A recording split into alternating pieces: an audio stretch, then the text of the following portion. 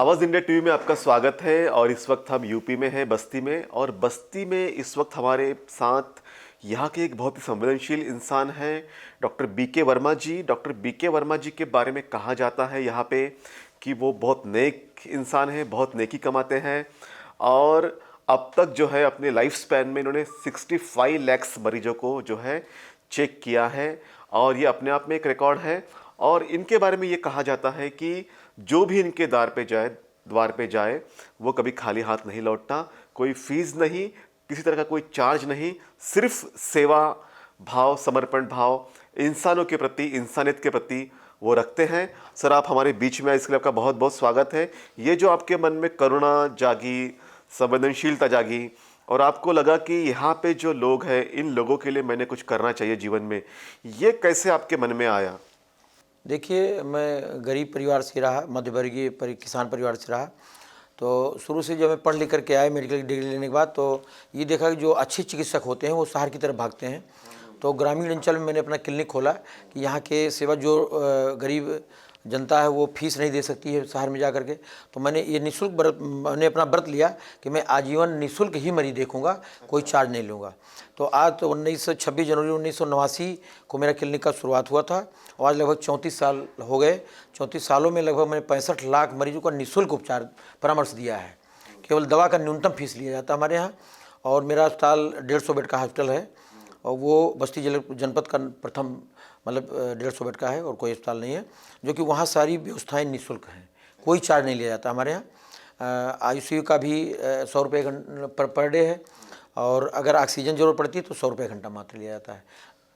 तो जैसा कि डॉक्टर साहब ने कहा कि लगभग 34 साल से वो एक सेवा में हैं, और उनके क्लिनिक में जो है कोई चार्जेस नहीं होते, मिनिमम कुछ दवाई के जो चार्जेस होते हैं वही होते हैं। इसी आधार पे जो है वो लोगों को देखभाल करते हैं। किस तरह के पेशेंट्स आपके पास में आते हैं, किस तरह की उनकी समस्याएं होती है, और किस तरह से आप उनको, क्योंकि साइकोलॉजिकल ट्रीटमेंट भी देनी पड़ती होगी आपको। अब देखिए, हमारे यहाँ जब हम बस्ती जनपद में गरीबों के डॉक्टर माने जाते हैं, तो हमारे पास क्योंकि कोई चार्ज नहीं है, कोई फीस नहीं है, तो जिसका 5 रुपये काम उसका भी हो गया, जिसको ज़्यादा ज़रूरत उसका भी हो गया।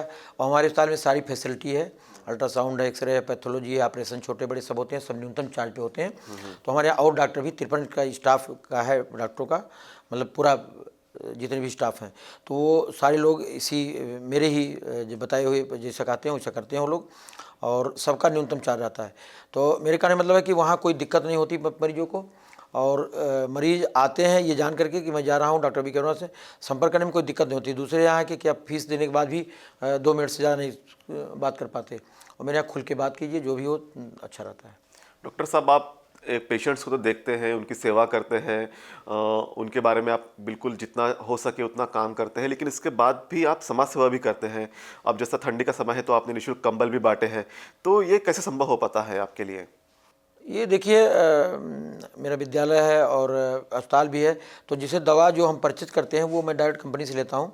तो उसमें जो बीच का होता है वो प्रॉफिट मुझे मिल जाता है, उसी पैसे से मेरा अस्पताल का संचालन होता है, और जो मैं गरीबों में की सेवा करता हूँ। मेरा अब ये बात बता दें कि मेरे जीवन का उद्देश्य ये है, मैंने अपने आप को सार्वजनिक संपत्ति घोषित कर दिया है। तो ये जानते हुए कि जो गरीब है, वंचित है, कुछ नहीं कर सकता, उसके बीच मैं निकाल करके मैं ये चाहता हूँ कि मैं जो भी कुछ कमाता हूँ, मेरा परिवार खुश रहे, मैं खुश रहूँ, और जो बचे उस समाज में लगा दो। क्योंकि मेरी एक लाइन है कि मित्रों हर पल को जियो, हर पल अंतिम मान, अंतिम पल है कौन सा कहा जान। रोड पे चल रहे एक्सीडेंट हो गया, आदमी खत्म हो गया, कुछ याद नहीं रखेगा। जो हम समाज में करके जाएंगे वही समाज याद रखेगा। इसी को मैं आधार मान करके समाज सेवा करता हूँ। जो हम समाज के लिए करके जाए वो समाज याद रखेगा, इसी को आधार मान के समाज सेवा करते हैं डॉक्टर साहब। डॉक्टर साहब हमारे लिए एक धरोहर है, एक इंस्पिरेशन भी है। और डॉक्टर साहब जिस तरह से समाज सेवा में लगे हुए हैं, ये अपने आप में एक बहुत ही उम्दा उदाहरण है। बहुजन समाज से आते हैं आप, जिस तरह से एक लोगों के लिए रोल मॉडल बने हैं, आप युवाओं को और यहाँ के लोगों को क्या संदेश देना चाहिए, किस तरह से अपने आप को, जीवन को उन्नत बनाएं सेवा करके? देखिए, जीवन आगे बढ़ाने के लिए डॉक्टर अम्बेडकर ने कहा था कि शिक्षित बनो, संघर्ष करो। इसको हमको याद रखना चाहिए कि आगे बढ़ने के लिए सबसे पहला काम है शिक्षा। अगर शिक्षा हमारे बीच में है तभी हम आगे बढ़ सकते हैं। अगर शिक्षा नहीं है तो शिक्षा के बिना सब कुछ अधूरा है, पूरा जीवन अधूरा है। तो हमें शिक्षा पर ज़्यादा ध्यान देना होगा। हमारे जितने भी गरीब हैं, वंचित हैं, जो भी लोग हैं, वो पढ़ने पर ज़्यादा ध्यान दें, आगे बढ़ें। डॉक्टर बनेंगे, इंजीनियर बनेंगे, वकील बनेंगे, नेता बनेंगे, कुछ भी बनेंगे, बिना शिक्षा के कोई काम नहीं हो सकता है। और शिक्षा होगा तो ज्ञान, साहित्य समाज का दर्पण होता है। अब जो भी लोग कम पढ़े लिखे हैं वो भी उनको अखबार पढ़ना चाहिए, साहित्य पढ़ना चाहिए। साहित्य जो भी हो वो मानववादी हो तो ज़्यादा बेहतर होता है।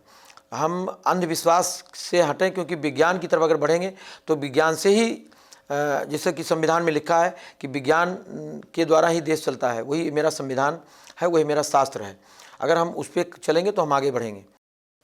जी, अंधविश्वास से हटे, विज्ञानवादी बने और शिक्षा प्राप्त करें, शिक्षा के माध्यम से ही अपने जीवन को उन्नत बनाएं। इस तरह के विचार जो है डॉक्टर साहब ने हमारे बीच में व्यक्त किए। डॉक्टर साहब अपने आप में एक बहुत ही उम्दा इंसान है। इतना जो व्यक्तिमत्व उनका है, उस व्यक्तिमत्व के माध्यम से जो है लोगों के निरंतर सेवा करते रहते हैं, लोगों के लिए निरंतर अपना वक्त देते रहते हैं और साथ ही साथ अपने बच्चों को भी उसी तरह की परवरिश उन्होंने दी है। आपने अपने बच्चों को भी इसी तरह की परवरिश दी है, आपके बच्चे भी इसी लाइन पर हैं, उनके बारे में बताइए। अब मेरे पास एक ही लड़का, 2 लड़कियां हैं। तो एक लड़का डॉक्टर आलोक रंजन, वो एमएससी जूलॉजी हैं, फिर बीएमएस के बाद फिर एमडी, और वो मेरे ही रास्ते पर चल रहे हैं। समाज की सेवा भी उनका भी है, वो राजनीतिक द्वारा वो समाज की सेवा करना चाहते हैं। तो अच्छा काम है कि किसी न किसी माध्यम से हम समाज की सेवा करें। जैसे मैंने शुरू किया तो आज तक समाज सेवा किसी न किसी माध्यम से मैं रोज़ करता रहता हूँ। तो और इसी तरह से मेरे ही रास्ते पर वो चल रहे हैं और मुझे ये फ़क्र है कि कम से कम मेरे रास्ते पर चल रहे हैं और मेरा आशीर्वाद उनके साथ है कि वो भी आगे बढ़ें तो अच्छा रहेगा। जी, अपने बच्चों को भी उन्होंने अपने ही रास्ते पर रखा है और इसी तरह से समाज की सेवा के लिए निरंतर दोनों कार्यरत हैं। मैंने अपने जीवन के उद्देश्य के बारे में एक कविता लिखी थी मेरी। एक बार और बता दें कि मैं कोविड पर, जब से कोविड शुरू हुआ है और तब से मैंने आज तक लगभग 500 पेज की कोविड पर कविता लिख दी है। वो पुस्तक मेरी प्रकाशित होने वाली है पराग प्रकाशन से। तो उसी की एक वानगी है, मेरे जो जीवन पे लिखा है कि दीन दुखी के उर के भीतर बर्मा करता सदा बसेरा, दीन दुखी के उर के भीतर बर्मा करता सदा बसेरा, और मरीजों की सेवा में सदा समर्पित जीवन मेरा। जनमानस की व्यथा देखकर मेरी आंखें भर आती हैं, जड़ता दूर भगाने में ही मेरी संज्ञा सुख पाती हैं। मेरा जीवन अलग थलग है, सदा व्यथित का हाथ गहा हूँ, मैं समाज के हर प्राणी के प्रति संवेदनशील रहा हूँ। डॉक्टर वर्मा भावुकता की धारा में ही सदा बहा है, सिर्फ कर्म की पूजा करना जीवन का उद्देश्य रहा है। करूं तपस्या कर्मठता से खानदान का ऊंचा नाम, जीवन का अभिप्राय यही है, मैं समाज के आऊं काम। मानवीयता का पोषक हूं, करता यही हमेशा आस, और जो आए खुशहाली दे दूं, मेरा रहता यही प्रयास। वाह, अपने जीवन के बारे में, अपने लाइफ के बारे में एक बहुत ही उम्दा विचार, एक कवि मन भी उनके भीतर है, एक संवेदनशील मन तो है, एक कवि मन भी है और इतने लोगों की ज़िंदगियों में उन्होंने खुशियाँ लाने की कोशिश की है। सर, आपसे मिलकर हमें बहुत प्रसन्नता हुई। आप निरंतर इस तरह से प्रगति करते रहे, तरक्की करते रहे, लोगों के काम आते रहे, आपकी वजह से लोगों के जीवन में खुशहाली आए। यही उम्मीद के साथ आपसे विदा लेते हैं। धन्यवाद।